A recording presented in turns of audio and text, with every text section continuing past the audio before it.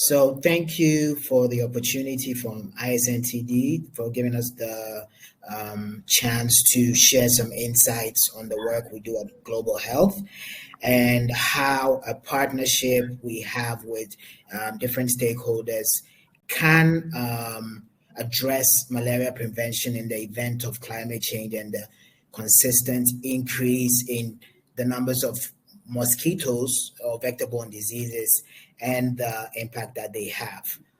So briefly, I'll take us through a short talk. Maybe I give you some insights about who we are as Merck, and specifically also talk about the unit to which I belong, which is the Global Health Unit, and how we approach vector-borne diseases, specifically malaria, because that's our therapeutic area of interest, and also give some insights on how climate change is increasing the numbers of vector-borne diseases, specifically mosquitoes, and increasing the numbers and the global distribution of mosquitoes to places where previously there were no evidence of mosquitoes there.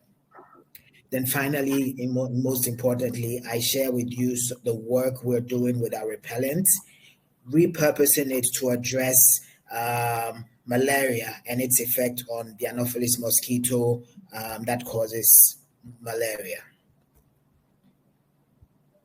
Okay, next slide. So we are Merck, and we've been around for more than 350 years. We are present in over 66 countries, and each and every day, more than 60,000 people work assiduously to provide sustainable solutions in science and technology to improve the lives of humans in the world. So our business is along three lines. We have the healthcare business, which is basically our biopharmaceutical business, which provides innovative medicines for general diseases such as diabetes, hypertension, and specific diseases such as cancer and immunological diseases. We also have our life science business, which is responsible for providing tools that empower researchers to do their work effectively. And we have the electronics business of Merck that provides high-tech materials solutions to the world. So everywhere else in the world, we are referred to as Merck, but when you go to the United States, we are referred to as EMD Serono for our healthcare business, Millipore Sigma for our life science business, and EMD Electronics for our electronics business. So what do we do at the Global Health Institute? Our basic mandate is to address the global health challenges of tomorrow by acting today.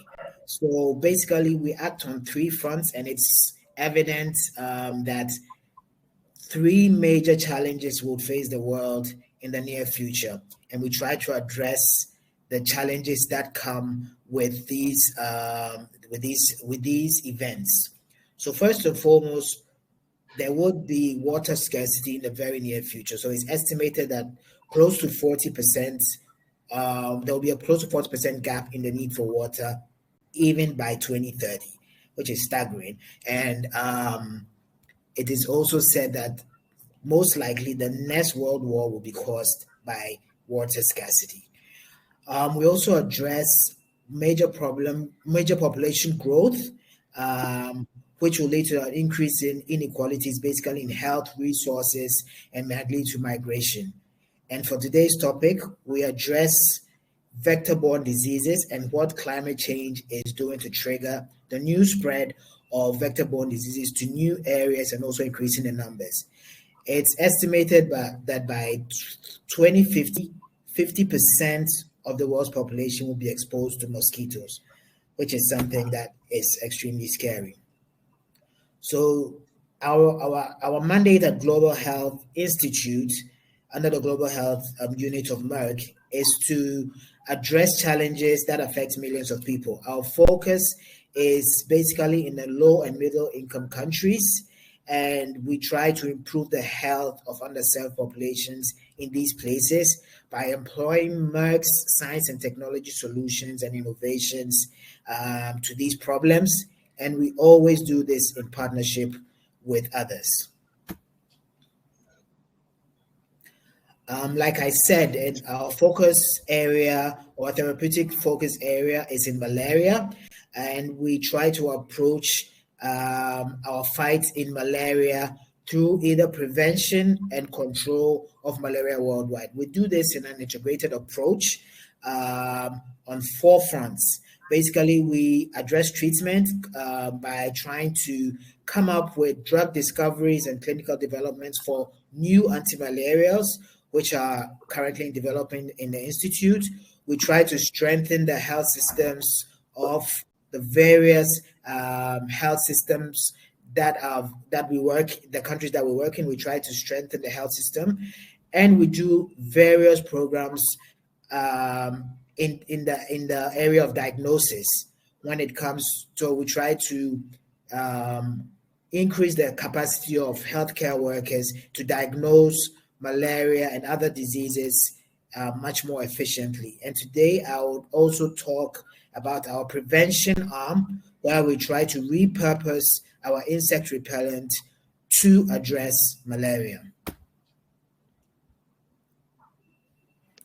So just to give some insights into the increasing risk of malaria spread from climate change, we see this happening on 3 fronts. If you look at the map to your left and the red portions, these are areas that in the near future would experience malaria and mosquito-borne diseases. The Anopheles malaria that causes mosquito-borne diseases. So the increasing rise in temperatures caused by climate change would make these areas more suitable for mosquitoes to breed and survive and be sustainable in these areas. So the increasing temperatures is always a threat to the increase in spread of malaria and mosquito-borne diseases. Also, with the erratic and increased rainfall patterns, this would leave standing water available for mosquitoes to breed in areas, in much more larger areas, and also with increased droughts that are happening, standing water in areas where there were previously lakes or ponds will be prone to malaria and mosquito breeding sites. Also, the warmer climates would also definitely extend the disease transmission season. So there will be a prolonged disease transmission period where people become susceptible to infection.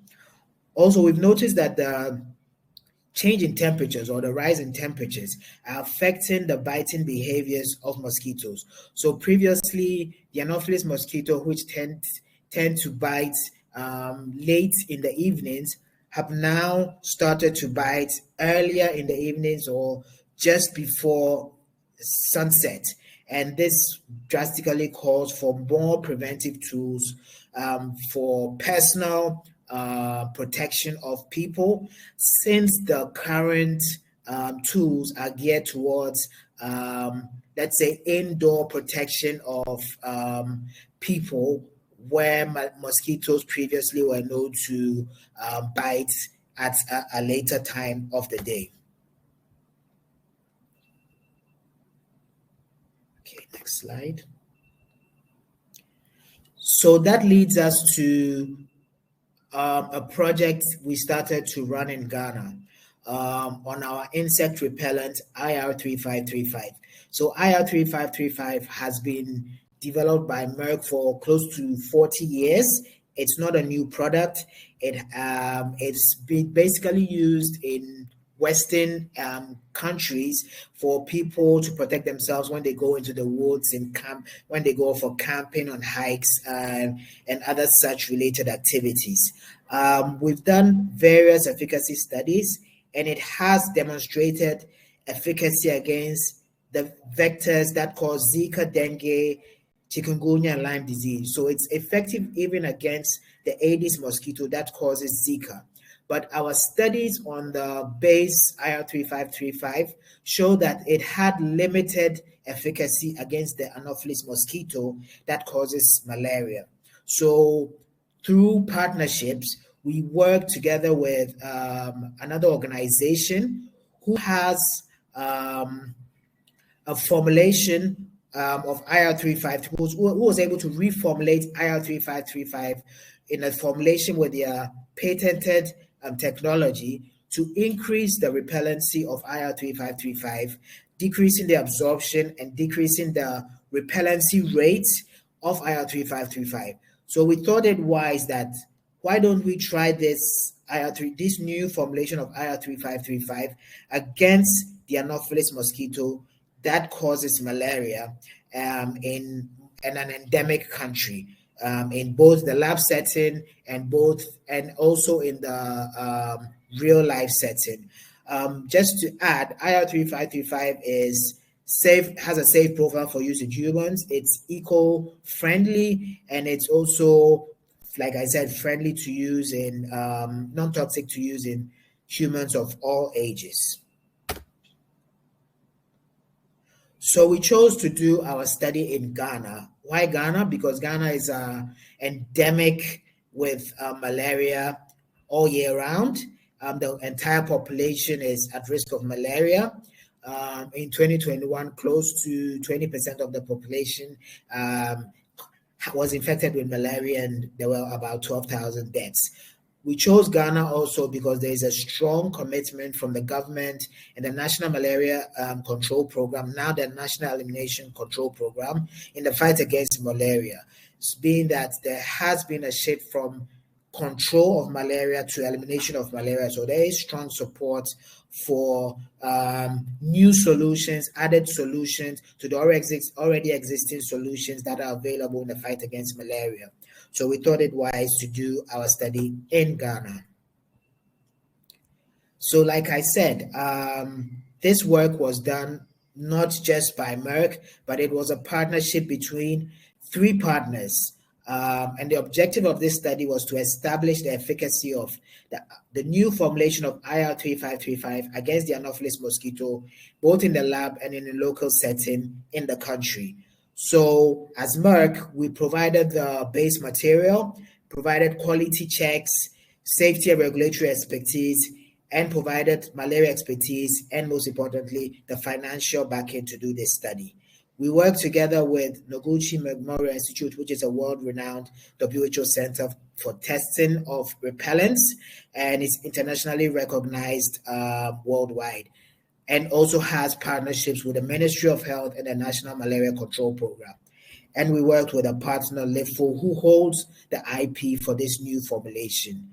Last year, I was here and I presented the laboratory results of this promising formulation, and as expected, we had positive results of this product in the lab setting, where we tested in an arm and cage study.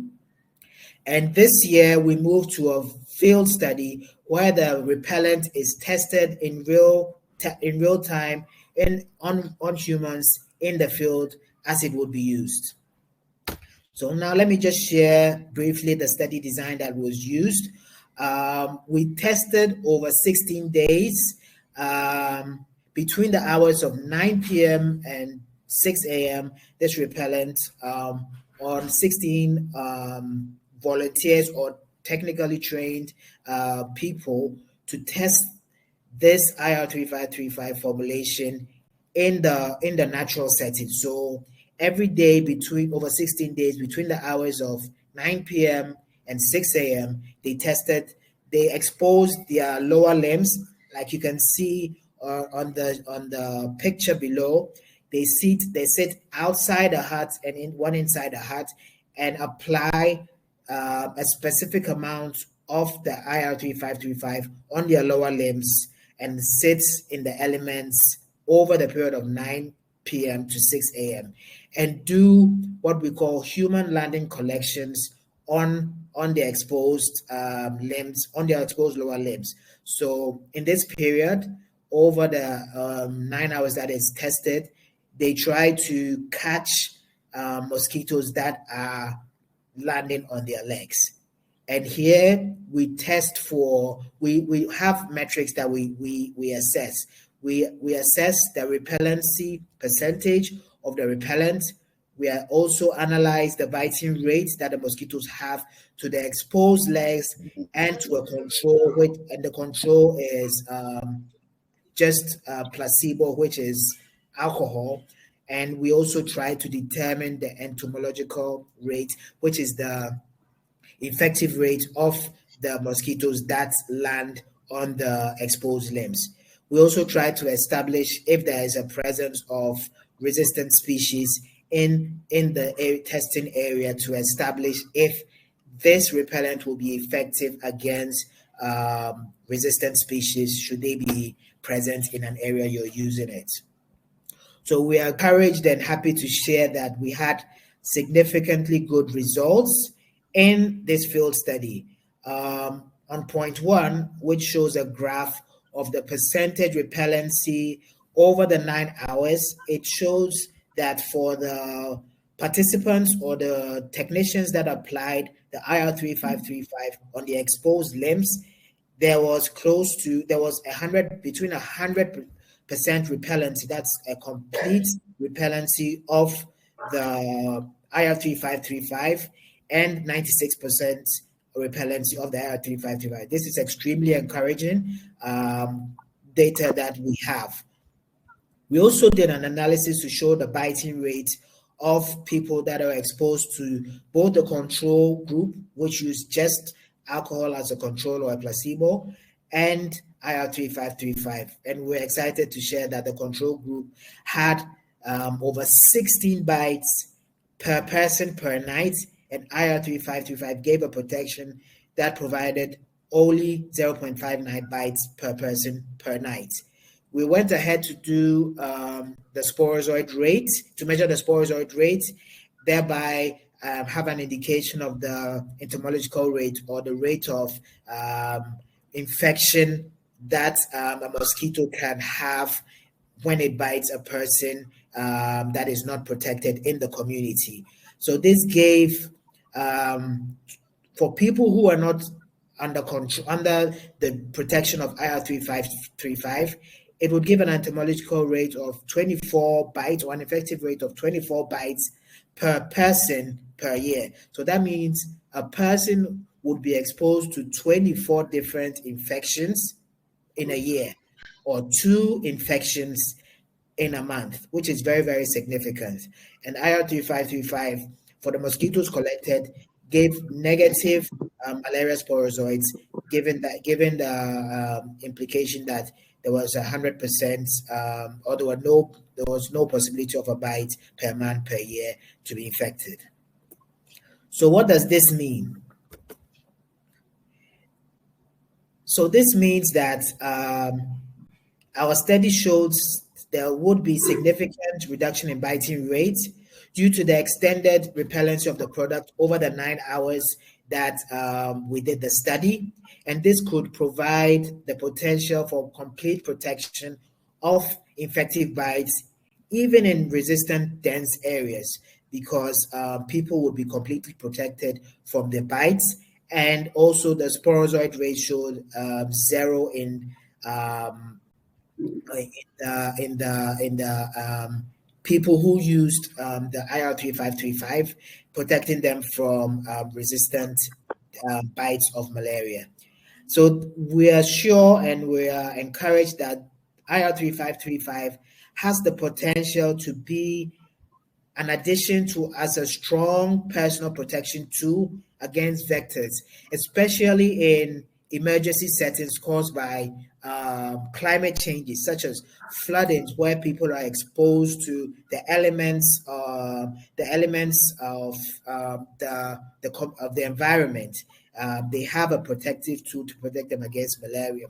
Even in areas where there are earthquakes or wars, people have such a tool to protect themselves against the elements when they're exposed to it. So this is a clear example of where a public-private partnership has provided a potential to address tomorrow's problem today. So that is the end of my presentation, and I'll be happy to take questions should they pop up. Thank you for your attention.